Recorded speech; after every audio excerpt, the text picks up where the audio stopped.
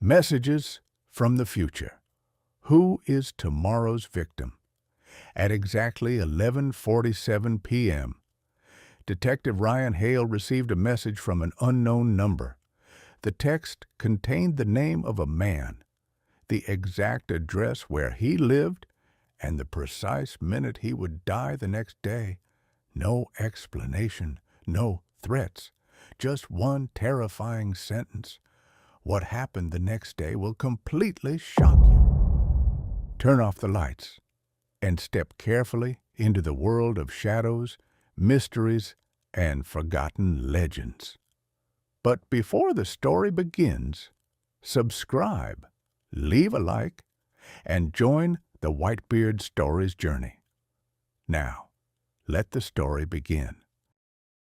Rain covered the city in silver reflections. Detective Ryan Hale sat alone inside the homicide office long after everyone else had gone home. Cold coffee, half-finished reports, 3 unsolved cases, and silence. Ryan preferred silence. It made patterns easier to hear. At 11:47 p.m., his phone vibrated once across the desk. Unknown number. He almost ignored it. Then he opened the message. Daniel Mercer, South Apartment Complex, 8:12 p.m. tomorrow. Nothing else. No explanation. Ryan frowned. Another prank. The department received strange messages constantly. But something about this one felt different. Too precise. He checked internal databases. Daniel Mercer existed, 34 years old, accountant, no criminal history, ordinary. Ryan stared at the screen for a long moment before finally locking his phone. The next day became chaos. Armed robbery downtown, traffic accident, domestic dispute. By evening, Ryan completely forgot about the message. Until 8:26 p.m. dispatch reported a homicide. South Apartment Complex. Ryan froze instantly. The address. His stomach tightened as officers secured the scene. Inside apartment 417, Daniel Mercer lay dead beside the kitchen table. No forced entry, no robbery, no witnesses. Ryan slowly checked his watch. 8:12 p.m. Exactly. The same time from the message. A cold feeling moved through him. Someone knew this would happen, not guessed. Knew. Ryan told nobody about the text immediately. He needed to understand first. The victim's apartment revealed almost nothing. No fingerprints except Daniel's. No signs of struggle. One strange detail disturbed Ryan most. The television was still running. Static. Only static.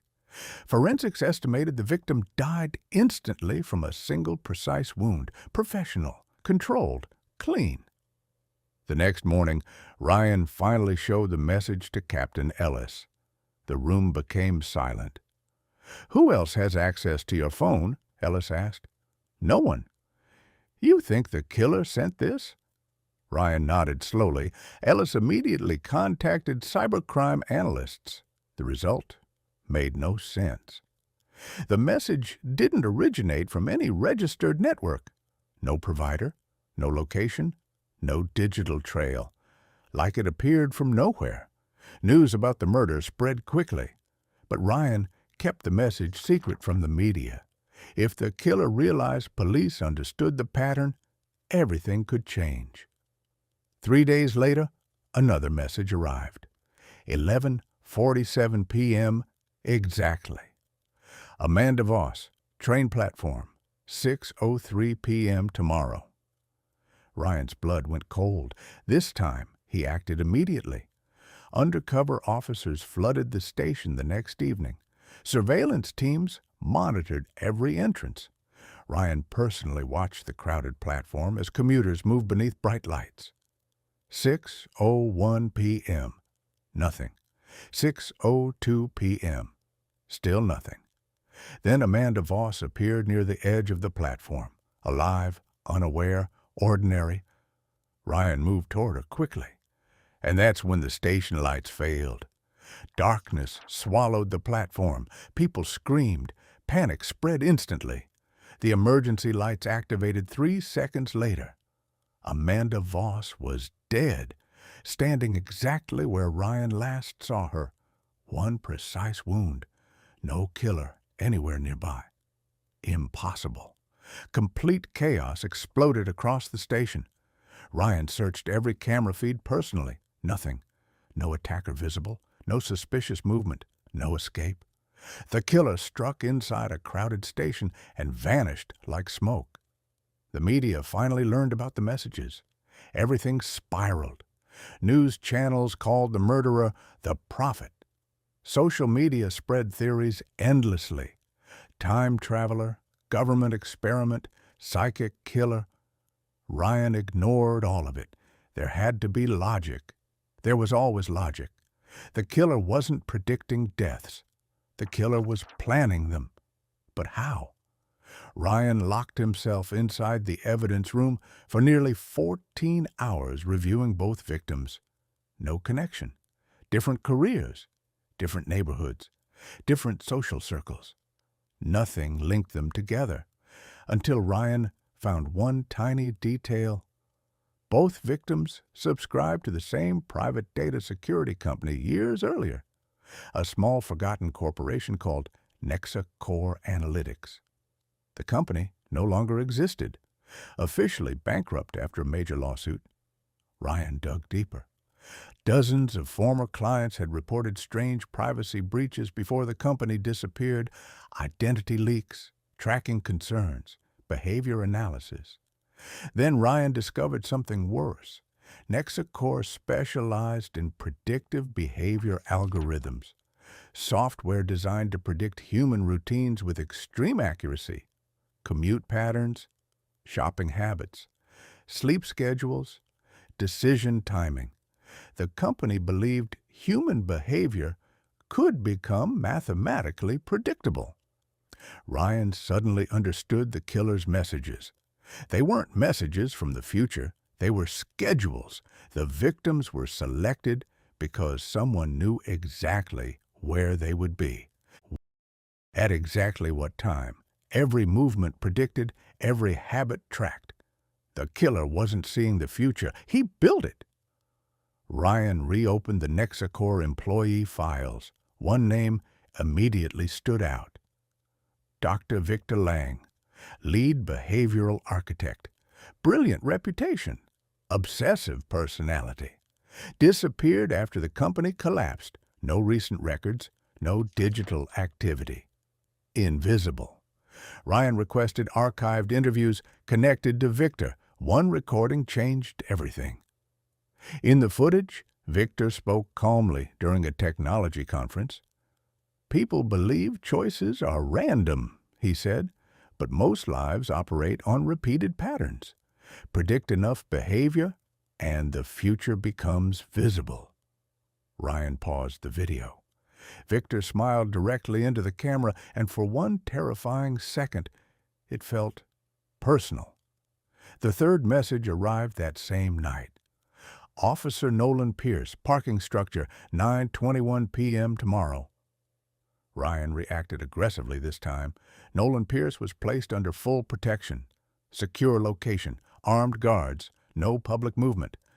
Ryan stayed with Nolan personally all evening. 9:18 p.m. Nothing. 9:19 p.m. Still safe. Nolan laughed nervously. Maybe your prophet finally made a mistake. Ryan didn't answer. Something felt wrong. Too quiet. Then Ryan noticed Nolan checking his phone repeatedly, typing quickly, sweating. Fear, not from danger, from guilt. Ryan grabbed the phone. A hidden messaging app was open. Anonymous payments, encrypted conversations. Nolan turned pale. You don't understand, he whispered. Ryan's eyes narrowed. Nolan wasn't a target. He was connected. Before Ryan could react, the lights inside the safe house suddenly died. Gunshots exploded through darkness. Agents shouted. Glass shattered. Ryan pulled Nolan behind cover while bullets tore through walls. Professional attack. Planned perfectly. Emergency lights activated seconds later. 2 guards were dead. Nolan was gone. Ryan sprinted through the hallway and reached the rear exit just in time to see a black sedan disappear into the rain. The attack changed everything. The killer wasn't acting alone. This was organized, structured, and Nolan Pierce had been feeding information to them. Ryan tracked Nolan through financial records overnight.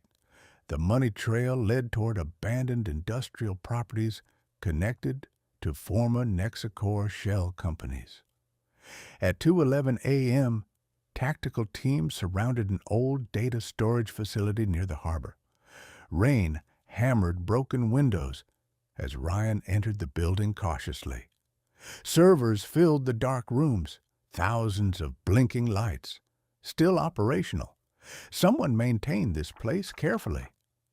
Then Ryan heard a voice echo through the darkness. "You were always smarter than the others." Victor Lang stepped from the shadows calmly, gray suit, tired eyes, no fear. Ryan raised his weapon instantly. "You sent the messages." Victor nodded slightly. "I sent warnings." "People died." Victor looked almost disappointed. "People always die exactly where their patterns lead them." Ryan stared at him in disgust. "You planned every murder." Victor walked slowly beside the servers. "No, I calculated inevitabilities." The words chilled Ryan. Victor genuinely believed his own logic. "The victims were test subjects," Victor continued quietly. "Proof that human behavior can be predicted perfectly." "You murdered them to prove a theory?" Victor stopped walking. "To prove society already surrendered free will long ago." The server lights reflected across his face like moving shadows. "You wake up at the same hour, drive the same roads, eat the same meals, trust the same routines. Humans call it living. I call it programming." Ryan realized something horrifying. Victor didn't see himself as a killer. He saw himself as a mathematician proving an equation. "You could have disappeared forever," Ryan said carefully. Victor smiled faintly. "But then nobody intelligent would understand the result." That was the truth. Like every narcissistic genius, Victor wanted recognition more than escape. The messages were never taunts. They were invitations, a challenge for someone capable of understanding the system. Ryan stepped closer slowly. "You made one mistake." Victor tilted his head slightly. "You assumed patterns never change." Then Ryan suddenly switched off the entire server grid. Darkness consumed the building instantly. Victor's calm expression cracked for the first time, because unpredictability terrified him. Ryan moved through the darkness silently, while tactical teams stormed the facility from multiple entrances. Gunfire erupted briefly. Commands echoed. Then silence returned. When emergency backup lights activated moments later, Victor Lang sat handcuffed beside the dead servers, defeated, not by force, by uncertainty. Weeks later, the case dominated every news channel in the country. Investigators uncovered years of illegal behavioral surveillance affecting thousands of people. Predictive systems, private tracking, manipulation experiments.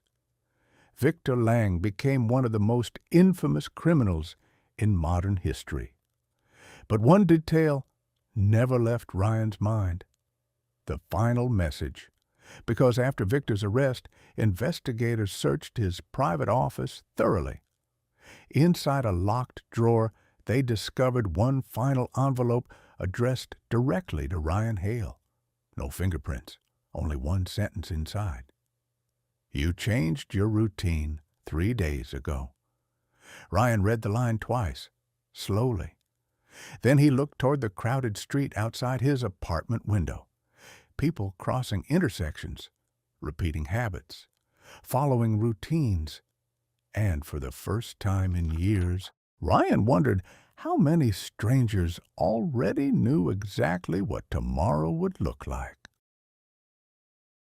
Every story leaves a mark, but some marks never fade.